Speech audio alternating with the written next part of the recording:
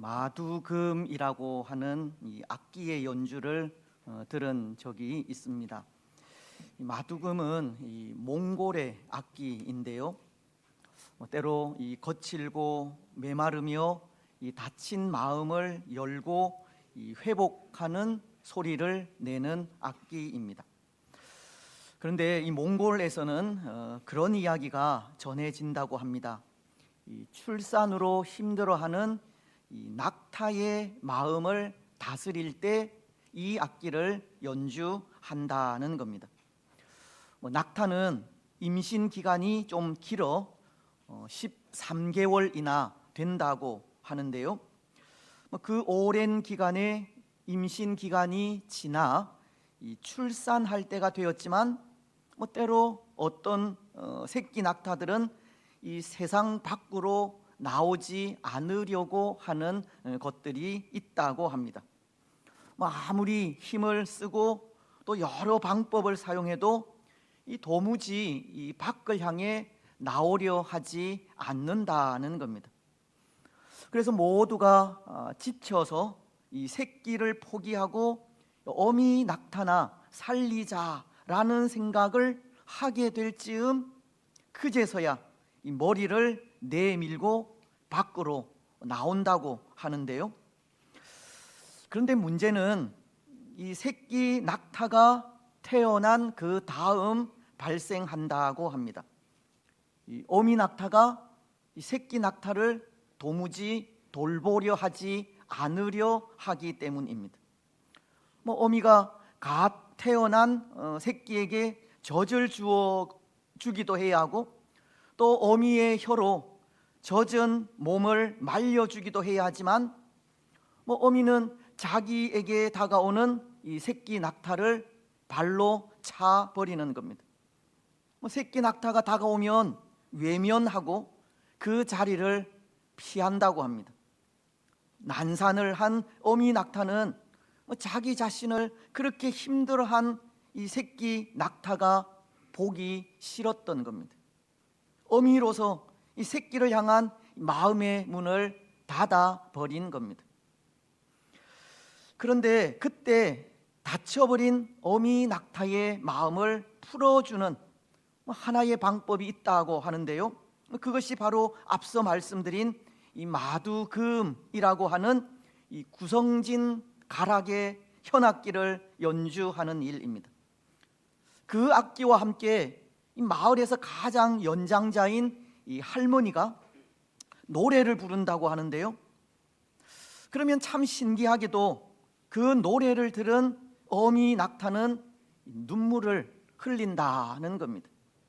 그 마음이 움직인 겁니다. 그리고는 새끼에 대한 모정이 되살아나서 젖을 물리고 젖은 몸도 말려준다는 겁니다.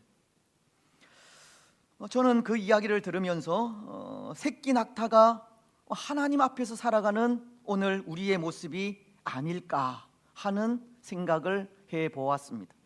왜냐하면 어떤 의미에서 오늘 우리도 새끼 낙타와도 같이 해산하는 수고를 통하여 믿음의 사람이 되고 날마다 예수 그리스도의 장성한 분량에까지 자라가야 하며 성숙한 신앙인이 되어야 하지만 그렇지 못할 때가 참 많다는 생각 때문입니다.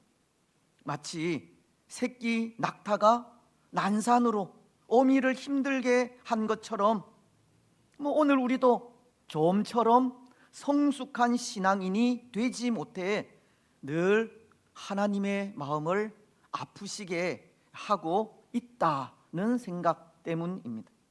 그래서 하나님의 마음을 아프시게 하는 우리가 새끼 낙타와도 같지 않을까 하는 생각을 하게 된 것입니다. 여러분, 오늘 본문이 전하는 내용도 그것입니다. 본문 속에 유다 백성들이 그러하였습니다. 그들은 하나님의 마음을 아프시게 하였습니다. 하나님의 분노를 일으켰습니다. 오늘 4절 하반절은 이렇게 말씀하지 않습니까?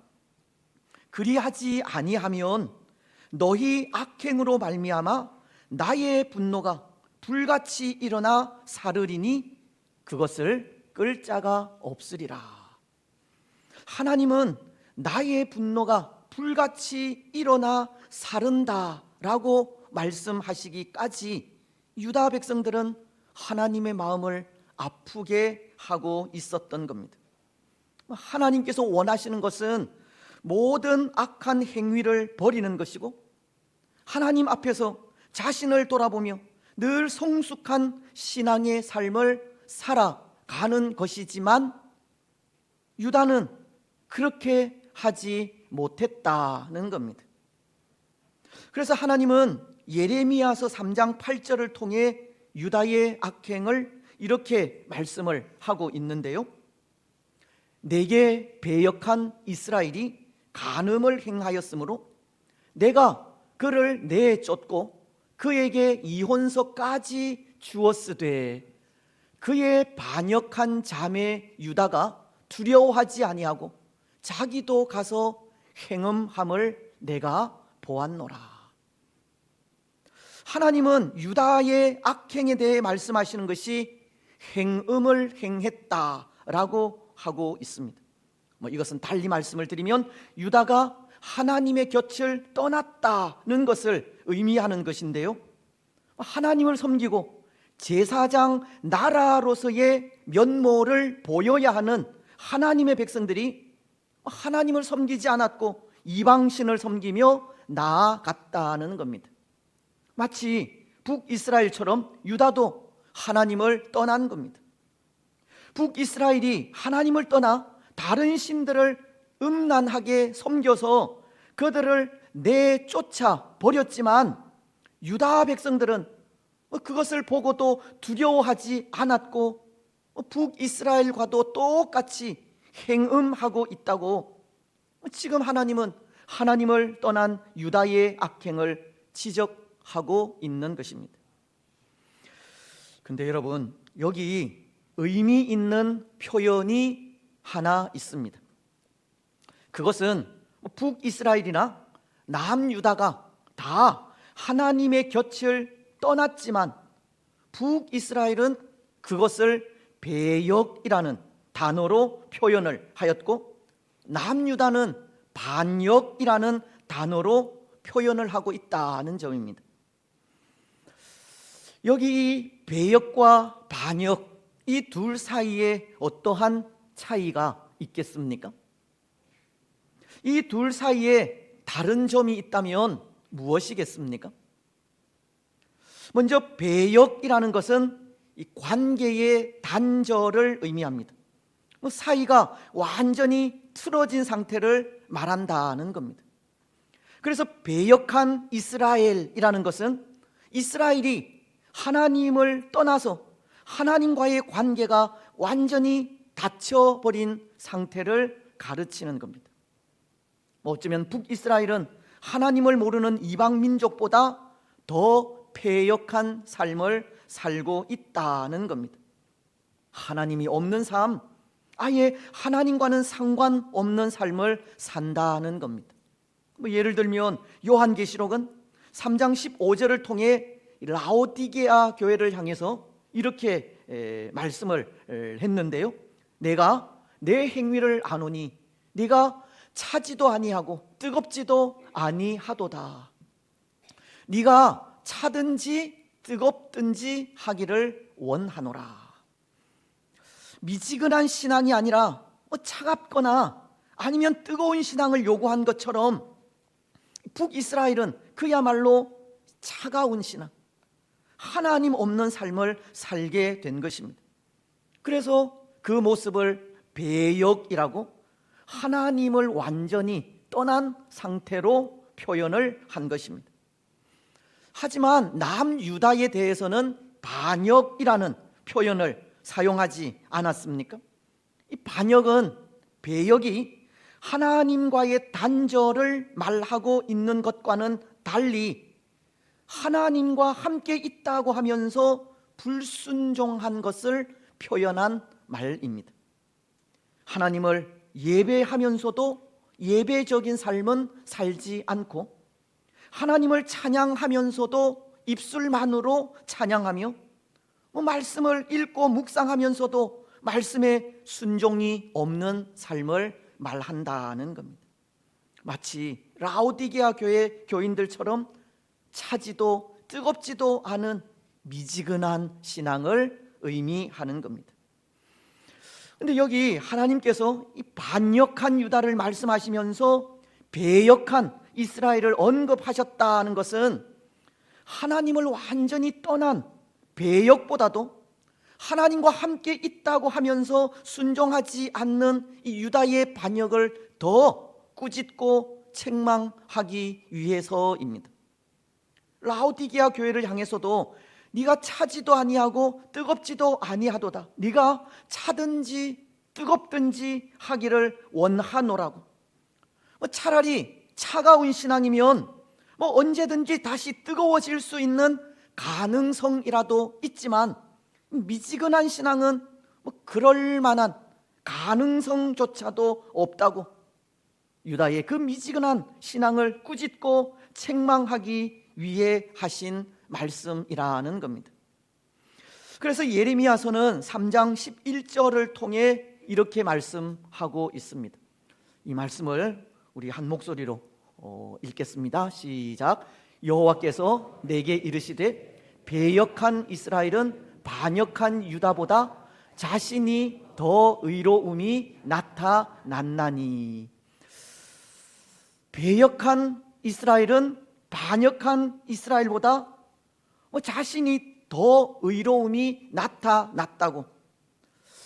때로 이 말씀이 이해가 되지 않을 경우도 있는데요, 이 말씀을 현대인의 성경으로 풀면 이렇게 번역할 수 있습니다. 신이 없는 이스라엘은 그래도 거짓된 유다보다 낫다. 북이스라엘은 신의는 없지만 거짓된 유다보다 더 낫다고 하시면서, 이 북이스라엘은 그래도 그 신앙을 회복할 수 있는 가능성이 있다고 하시는 겁니다. 북이스라엘은 자신들의 잘못을 깨닫게 되면 다시금 하나님께로 돌아올 수 있다는 뜻입니다. 하지만 유다는 그럴 가능성조차도 없다는 뜻인데요, 왜냐하면 유다는 자신들이 늘 하나님과 함께 있다는 생각을 하고 있기 때문입니다. 스스로 하나님을 잘 섬긴다고 생각하고 있기 때문입니다. 실상은 그렇지 않은데 단지 하나님의 백성이라고 하는 이름만 가진 것뿐인데 그것을 깨닫지 못하고 자신들에게는 아무런 문제가 없다는 생각을 하고 있기에 돌아올 가능성이 전무한 것입니다. 그렇지 않습니까? 자신들의 잘못이 무엇인지 깨닫지 못하고 발견하지 못하며 인정하지 않는데 어떻게 하나님께로 돌아올 수 있겠습니까? 돌아올 수가 없는 겁니다. 그래서 그들은 미지근한 신앙을 가질 수밖에 없었고, 그것이 하나님의 더 큰 분노를 사게 한 것입니다. 근데 여러분, 사실 이런 모습이 오늘 우리의 모습이라 생각합니다. 오늘 우리도 그렇다는 겁니다. 오늘 우리도 반역한 유다와도 같습니다. 왜냐하면 우리도 유다 백성들처럼 미지근한 신앙을 가지고 있기 때문입니다. 우리도 우리 스스로 하나님을 잘 섬긴다고 생각하고 있기 때문입니다. 우리의 영적인 삶은 이미 무딘 칼과도 같이 무디어져 있지만 하나님께 속해 있다는 생각에 아무 문제가 없다 생각할 수 있기 때문입니다. 하지만 그렇지가 않습니다. 우리는 이미 하나님과 멀어져 있습니다. 몸만 하나님과 함께 있는 것이지 마음은 이미 하나님을 떠나 있습니다. 이미 우리는 죄에 대해 무감각해져 있고 진리에 따라 행할 줄도 모르며 순종은 없으면서 자기 만족에 빠져 자기 자신에게 쏟고 있는 줄도 모르고 마치 하나님을 잘 섬기고 있는 것 같은 착각에 빠져 있기도 한 것입니다.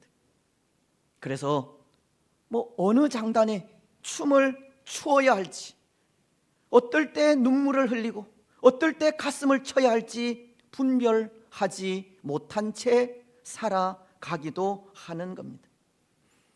예수님은 마태복음 11장 16절로 17절을 통해 이렇게 말씀하십니다. 이 세대를 무엇으로 비유할까?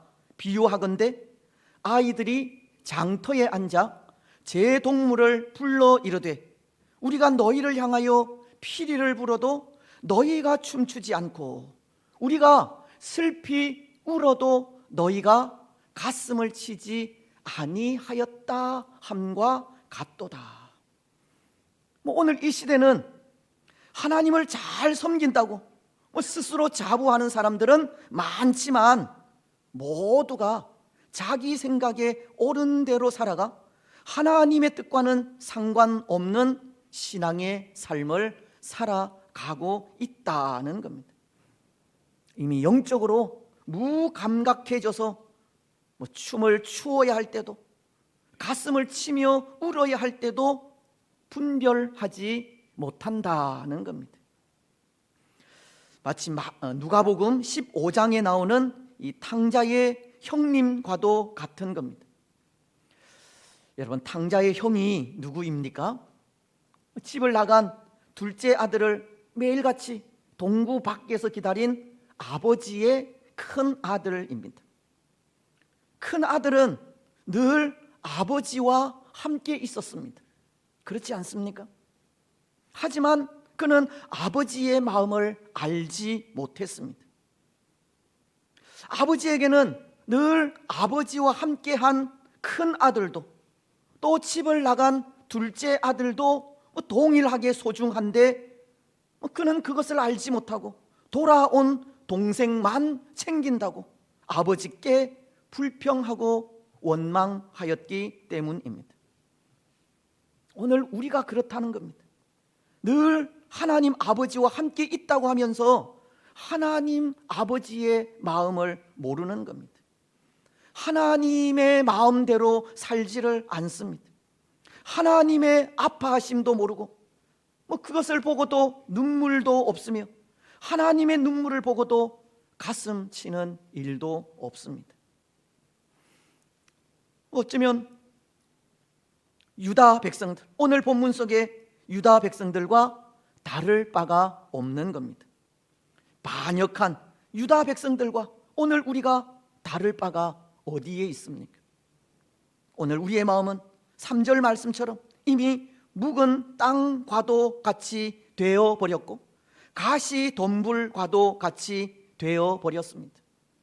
여기 묵은 땅이라는 것은 우리 마음이 이 악하고 패역한 상태가 되었다라는 것을 말하고, 또 가시덤불과도 같다는 것은 비진리와 세상의 악한 풍습에 물들어 있다는 것을 말합니다. 오늘 우리 마음은 이미 악한 세상의 풍조에 물들어 버렸고 그 어떤 말씀에도 변화하지 않으려고 하고 새로워지지 않으려고 하는 참 패역하고 소망 없는 상태가 되어 버린 겁니다. 정말 그렇지 않습니까? 오늘 우리 마음이 이미 묵은 땅과 가시 덤불이 되어버린 것 같지 않습니까? 하나님의 마음은 도무지 알려고 하지 않는 이 영적인 문둥병자들이 되어버린 것 같지 않습니까? 그런데 오늘 말씀은 이렇게 말씀하고 있습니다. 묵은 땅은 갈고 가시 덤불에는 파종하지 말라는 겁니다. 그곳은 아무리 씨를 뿌려도 열매를 맺을 수 없는 곳이기 때문입니다. 우리 마음이 이미 묵은 땅이 되어버렸고 이미 가시 덤불로 뒤덮여 있다면 그곳은 아무리 씨를 뿌려도 곡식이 자랄 수 없는 곳이 되어 있다는 것을 가르치는 것이기 때문입니다. 여러분, 그렇다면 이미 우리 마음이 묵은 땅이 되고 가시덤불로 뒤덮여 씨앗을 뿌릴 수 없으며 열매가 자랄 수 없는 곳이 되었다면 오늘 우리는 예수 그리스도의 그 장성한 분량에까지 자라갈 수 없다는 그런 뜻이겠습니까? 오늘 우리는 우리를 향해 분노의 불을 가지신 하나님의 마음을 풀어드릴 수 없다는 뜻입니까? 우리가 찬양하여 부르는 그 어떤 노래로도 닫혀있는 하나님의 그 마음의 문을 열 수 없다는 뜻입니까? 그것은 아닙니다. 결코 아닙니다. 오늘 4절은 이렇게 말씀하지 않습니까? 유다인과 예루살렘 주민들아, 너희는 스스로 할례를 행하여 너희 마음 가죽을 베고 나 여호와께 속하라. 그리하지 아니하면 너희 악행으로 말미암아 나의 분노가 불같이 일어나 사르리니 그것을 끌 자가 없으리라. 말씀은 이렇게 전합니다. 유다인과 예루살렘 주민들아, 너희는 스스로 할례를 행하여 너희 마음 가죽을 베고 나 여호와께 속하라. 하나님은 우리를 향해 할례를 행하여 우리 마음 가죽을 베고 여호와께 속하라고 하십니다. 그리하지 아니하면 하나님의 분노가 불같이 일어나 사르리라고 하십니다. 말씀은 오늘 우리에게 삶의 개혁, 가치관의 개혁, 신앙의 개혁을 요구하고 있는 겁니다. 그렇습니다. 사랑하는 여러분, 우리는 먼저 우리 스스로 할례를 행하여 우리 마음 그 가죽을, 그 단단한 가죽을 베어내어야 합니다. 근데 여기 할례를 행한다라는 것을 생각해 보십시오. 할례는 하나님과 이스라엘 백성들이 맺은 언약의 표인데요, 할례를 통해서 하나님은 이스라엘의 하나님이 되고 이스라엘은 하나님의 백성이 된다는 이 언약의 표가 할례입니다. 그래서 이스라엘 백성들은 그렇게 할례를 행함으로 하나님의 백성이라는 사실을 확인하고 확신한 겁니다. 그런데 이것을 오늘 우리에게 적용을 하자면 어떻게 되겠습니까? 비록 신약 시대 이후에는 이 할례는 폐지가 되었지만 이것은 우리가 예수님을 믿는다는 믿음을 공개하고 고백하여 인치는 이 물 세례와도 같은 겁니다. 예수님이 나의 구주이심을 믿고 고백함으로 우리의 모든 죄가 씻기고 하나님의 자녀가 되듯이 하나님의 백성이 되었다는 것을 나타내는 것이 세례입니다. 다시 말씀을 드리면 세례를 통해 죄를 씻고 마음의 본 바탕을 새롭게 할 수 있다는 뜻입니다. 그래서 오늘 하나님이 유다 백성들에게 할례를 행하라고 한 것은 사실은 이후에 오실 예수 그리스도로 인해 완전해질 수 있다는 뜻으로 이 묵은 땅과도 같고 가시덤불과도 같은 우리 마음이 예수 그리스도를 믿음으로 새로워질 수 있다는 것을 가르치는 겁니다. 우리를 위해 예수님께서 십자가 위에서 흘리신 그 피가 단단히 굳어져 있는 우리 마음의 가죽을 베어낼 수 있다는 겁니다. 예수님의 보혈이 우리 마음을 새롭게 한다는 겁니다. 그렇습니다. 사랑하는 여러분, 예수님의 보혈이 우리의 심령을 새롭게 합니다. 오늘 우리는 다시 한번 우리 마음에 할례를 행해야 합니다. 우리를 위해 흘리신 예수님의 피를 다시 한번 우리 심령에 되새겨야 한다는 겁니다. 사도 바울이 갈라디아서 6장 17절을 통해 이후로는 누구든지 나를 괴롭게 하지 말라.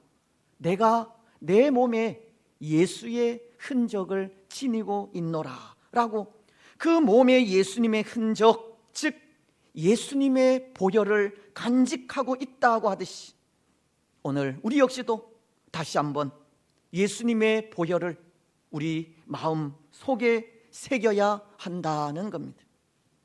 완악하고 패역한 우리의 마음, 세상의 악한 풍습에 물들어 피폐해져 있는 우리의 영혼, 하나님의 말씀과 하나님의 사랑 앞에서도 내려놓지 않으려고 하는 우리의 못난 자아, 예수님의 십자가 앞에 가지고 나와야 합니다. 우리의 힘과 능력으로 어찌할 수 없지만 그 모든 죄와 완악함을 씻어주실 예수 그리스도의 보혈 앞에 다 내려놓아야 합니다.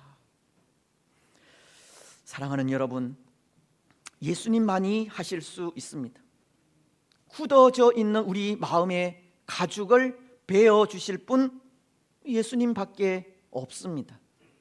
하나님의 말씀과 하나님의 사랑 앞에도 내어놓지 않는 우리의 못난 자아, 예수님만이 깨뜨리실 수 있습니다.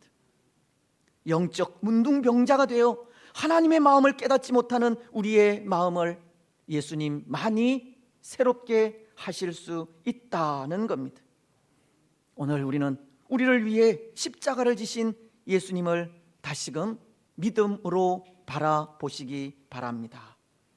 우리를 깨끗하게 하신 예수 그리스도의 보혈을 다시 한번 되새기시기 바랍니다. 그래서 우리 마음의 가죽을 베는 우리의 그 단단한 마음을 예수 그리스도의 피로 다시 한번 새롭게 하시기 바랍니다. 이제 또 하나, 오늘 말씀은 우리에게 여호와께 속하라는 말씀을 하십니다. 4절 중반절인데요, 나 여호와께 속하라. 여기 여호와께 속하라는 말씀은 결단하라고 하시는 말씀입니다. 특히 여호와께 속하라고 하는 이 말 중에 속하라는 말은 결단을 통해서 분명한 선택을 요구하는 단어입니다. 여호수아서 24장 14절로 15절 말씀을 보면 여호수아가 그의 백성들에게 이렇게 말하는 것을 들을 수 있지 않습니까? 그러므로 이제는 여호와를 경외하며 온전함과 진실함으로 그를 섬기라. 너희의 조상들이 강 저쪽과 애굽에서 섬기던 신들을 치워버리고 여호와만 섬기라. 만일 여호와를 섬기는 것이 너희에게 좋지 않게 보이거든 너희 조상들이 강 저쪽에서 섬기던 신들이든지 또는 너희가 거주하는 땅에 있는 아모리 족속의 신들이든지 너희가 섬길 자를 오늘 택하라. 오직 나와 내 집은 여호와를 섬기겠노라 하니. 여호수아는 그의 백성들에게 여호와를 섬기든지 아니면 이방 신들을 섬기든지 결단하여 둘 중 하나를 분명히 선택하라는 요구를 하고 있듯이 여기 속하라 하는 단어는 그렇게 분명한 결단을 통해 하나님을 선택하라는 것을 요구하고 있는 말씀입니다. 그래서 오늘 유다를 향해서도 여호와께 속하라고 한 것은 유다가 하나님 안에 있다고 하면서 하나님의 뜻을 행하지 않고 있는 것, 유다가 배역한 북이스라엘의 길로 행하여 이방신을 간음하듯 섬기고 세상을 사랑하며 나아간 그 모든 것, 이제는 결단하고 단절하여 그 분명한 선택을 통해서 하나님만을 섬기라고 하는 뜻입니다. 하나님만을 선택하라 하는 뜻입니다. 사랑하는 여러분, 오늘 우리 신앙은 결단을 요구합니다. 날마다의 결단을 요구합니다. 분명한 선택을 요구한다는 겁니다.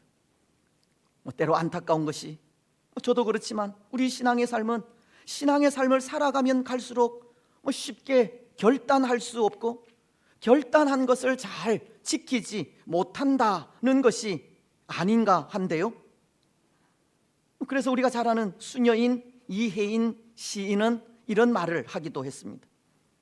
나이가 들수록 나를 길들이며 깨어 살아가기가 왜 이리 힘이 드는지, 나이가 들수록 우리 자신을 말씀 앞에 쳐서 복종시키며 늘 깨어서 하나님의 뜻을 분별하여 살아가는 일이 참으로 힘들다라는 것을 고백한 겁니다. 날마다 결단하며 살아가는 삶이 참 힘들다는 겁니다. 하지만 분명한 것은 신앙은 날마다의 결단입니다. 결단의 연속입니다. 잘못된 것과의 결단, 유혹으로부터의 결단, 진리가 아닌 것으로부터의 결단, 이 결단의 연속이 우리 신앙의 삶이라는 겁니다. 그래서 그 결단을 통해서 올바른 것을 선택하고, 그 결단을 통해서 진리를 선택하며, 그 결단을 통해서 유혹을 이겨 나아갈 때 그 삶은 깨어있는 삶이 되는 겁니다. 여러분, 이런 말 들어보셨습니까? 아름답기 위해서는 눈물이 필요하다라는 말입니다. 들어보셨습니까? 때로 우리가 좋아하는 꽃, 그 꽃은 꽃이 필 때가 가장 아파한다고 하지 않습니까? 그리고 그 아름다운 꽃이 지고 난 자리에 열매가 맺힐 때 또 한 번 아파한다고 합니다. 하지만 아픔 이후에 아름다운 꽃이 피고, 아픔 이후에 탐스러운 열매는 맺히게 되는 겁니다. 그래서 아름답기 위해선 눈물이, 아픔이 필요한 겁니다. 모르겠습니다. 때로 결단이라는 것도 아픈 것일 수 있습니다. 하나님께 속하여 하나님만 섬기는 일이 눈물 나는 일일 수 있다는 겁니다. 왜냐하면 그것은 내가 좋아하는 것과의 단절을 요구하는 삶이기 때문입니다. 우리 자신을 버릴 것을 요구하는 모습이기 때문입니다. 지금까지 살아온 삶의 습관을 바꾸기를 요구하는 것이기도 하고, 우리 신앙의 전통을 깨뜨려 새롭게 하기를 원하는 것이기도 하기 때문입니다. 새로워진다 하는 것은 우리를 아프게 할 수 있다는 겁니다. 하지만 아픔 이후에, 그 결단 이후에 우리에게 새로운 세상이 열리게 됩니다. 우리가 하나님께 속하여 하나님만 섬길 때 우리를 향하신 하나님의 그 닫혀진 마음이 열리게 되기 때문입니다. 우리가 하나님께 속하여 하나님만 섬기며 나아갈 때 우리를 향하신 하나님의 돌보심이 있기 때문입니다. 사랑하는 여러분, 날마다 결단하여 하나님께 속하시기 바랍니다. 하나님께 마음을 두는 우리들이 되시기 바랍니다. 우리 삶의 순간마다 잘못된 것들과 단절하시고, 유혹하는 것들과 단절하시며, 진리 아닌 것들과 단절하시기 바랍니다. 그래서 그 단절 이후에 우리를 향해 마음의 문을 여시는 하나님을 만나는 은혜와 복이 있기를 바랍니다. 이제 말씀을 맺겠습니다. 사랑하는 여러분, 오늘 우리는 한 해의 마지막 주일을 맞이하여 우리를 향하신 하나님의 마음을 다시 한번 깨달아 아셨으면 좋겠습니다. 혹 하나님께서 한 해 동안 살아온 우리의 삶을 보시고 아파하는 것은 아닌지, 한 해 동안 신앙으로 살아오지 못한 우리를 보시고 눈물 흘리고 있는 것은 아닌지, 한 해 동안 예수님 안에서 우리 서로를 돌아보지 않고 사랑하지 못한 우리를 보시고 우리를 향한 주의 돌보심을 거두어 버리신 것은 아닌지, 하나님의 그 마음을 다시 한번 볼 수 있기를 바랍니다. 오늘 우리를 향하신 하나님의 마음은 우리가 늘 하나님과 동행하며 나아가는 것입니다. 늘 예수 그리스도의 장성한 분량에 같이 자라가는 것이고, 오늘도 예수 그리스도의 피로 새로워지는 것이며, 오늘도 하나님 앞에서 눈물 흘리며 하나님께 속하기를 결단하는 것입니다. 오늘 우리는 하나님의 마음을 분명히 아시고 좋은 신앙인으로 늘 성숙해 가시기 바랍니다. 하나님의 마음을 깨달아 그 뜻에 따라 하나님을 잘 섬기시기를 바랍니다. 그래서 오늘 이 마지막 주일 그 모습을 통해 하나님의 마음을 아프시게 하는 것이 아니라 하나님의 기쁨이 되어 하나님의 돌보심과 은총과 복을 받는 복된 성도들이 되시기를 주님의 이름으로 축복합니다. 아멘.